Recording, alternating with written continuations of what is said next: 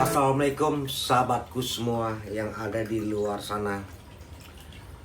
Saya sebagai mubalik ya, itu tugas saya selalu menyampaikan atau memberitahukan tentang hal yang baik-baik.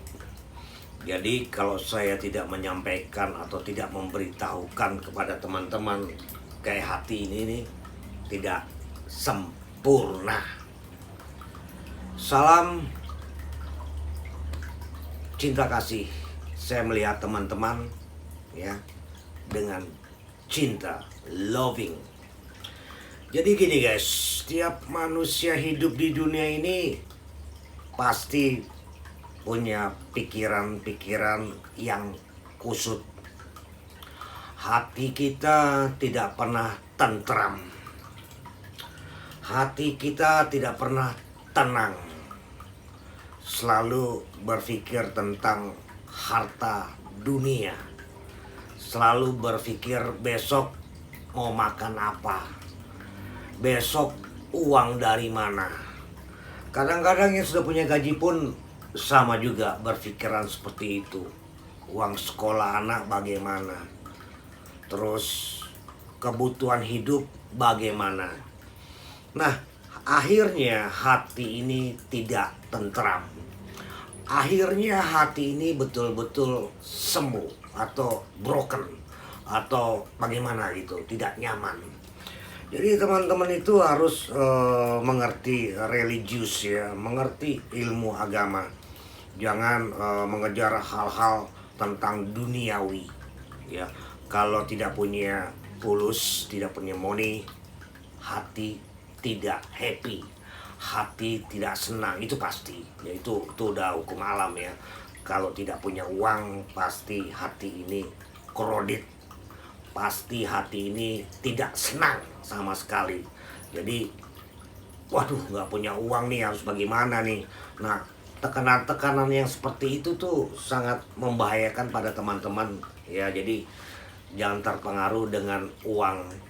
Jadi uang itu bisa dua kriteria, bisa membuat diri kamu jadi senang, bisa membuat diri kamu bertambah berdosa, gitu guys. Jadi teman-teman itu harus belajar bersyukur dan mensyukuri, terima hidup ini apa adanya. Jalanilah hidup ini seperti air yang mengalir. Jadi jangan melawan arus ya, nanti kamu terbawa dengan arus, endingnya binasa. Jadi saya akan menerangkan tentang supaya hati ini damai, tentram ya, tidak berpikir yang muluk-muluk gitu. Bagaimana hati ini bisa tenang, bisa always enjoy, always happy ya kan. Saya akan menerangkan sedikit supaya hati kita menjadi tentram, damai, sejahtera ya kan, tidak bersekutu sama dunia.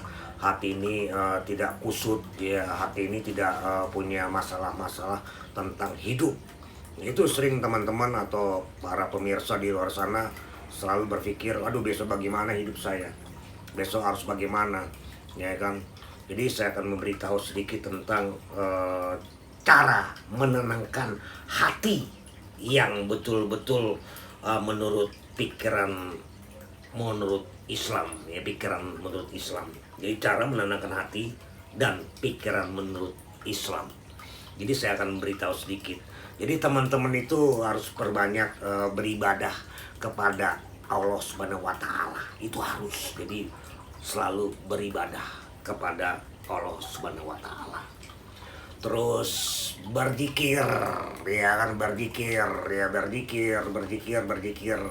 terus membaca ayat suci Al-Quran, ya kalau nggak bisa satu juz ya satu ayat gitu dibaca, ya terus sholat tahajud, ya itu cium ke bumi atau berbisik di bumi, ya lapor komunikasi kepada Allah Subhanahu wa taala tentang hidup teman-teman.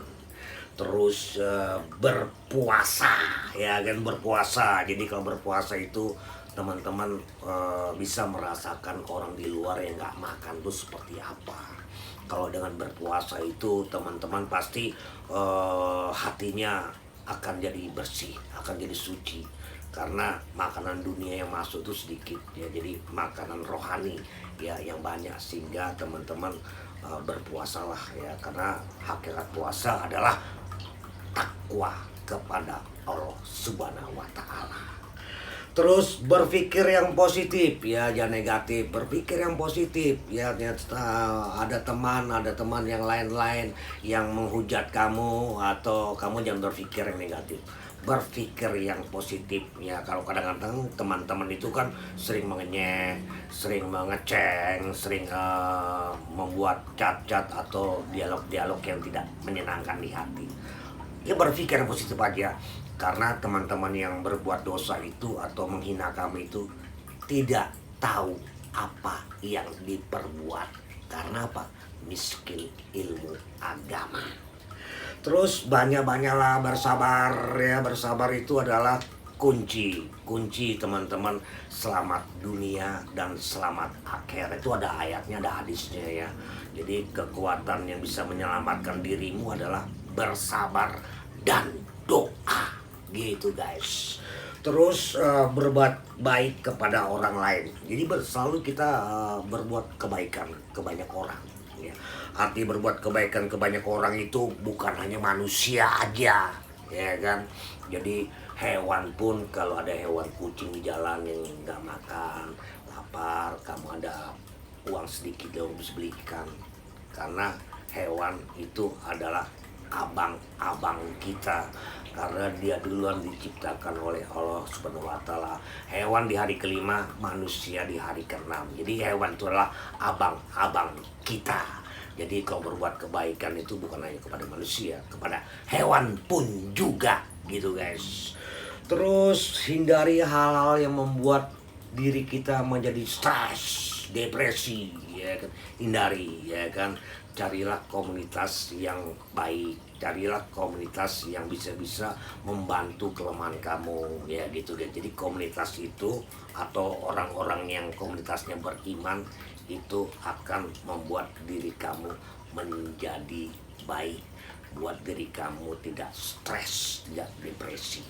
Jadi kalau teman-teman bergaul pada teman-teman yang duniawi, ya punya grup, ya tapi grupnya tidak beriman, ya sama aja bohong, sehingga teman-teman akan berbuat maksiat, gitu guys. Terus selalu mengingat tentang hal-hal kematian, ya. Jadi setiap makhluk di dunia ini tidak ada satupun yang hidup forever. Pasti hidupnya ada limit, ya pasti hidupnya akan meninggal dunia.